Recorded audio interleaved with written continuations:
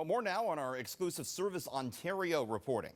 We've learned the Ford government is using taxpayer dollars to pay the rent for a privately run Service Ontario outlet.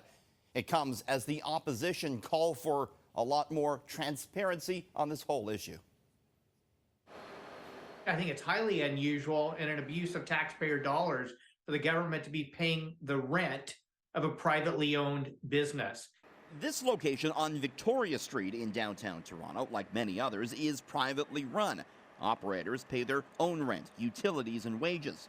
But the government, sources say, is stepping in to pay 18 months' rent for this private location. The government, though, confirms it has nothing to do with any potential move to Staples. In a statement, the government says, quote, Service Ontario worked with the private service provider and reached an agreement for an 18-month contract that ensured no service gaps in the community. This whole Service Ontario scandal does not pass the smell test.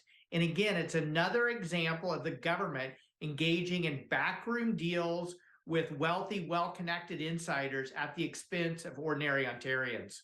While the government is paying the rent for this private operator, it's providing no funds for the 11 privately run Service Ontario locations it's shutting down and moving into Staples and Walmart. Sources say the government isn't providing them any severance or covering any remaining months on those leases. As we previously reported, the government is using taxpayer funds to retrofit Staples and Walmart stores.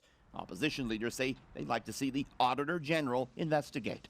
The people of Ontario should not pay to retrofit big box stores, and locally owned Ontario businesses should have the opportunity to bid on these contracts, not sole sourcing them to wealthy, well-connected multinational corporations. Now, we're still pushing for more answers on this story. Todd McCarthy is the minister responsible for the file.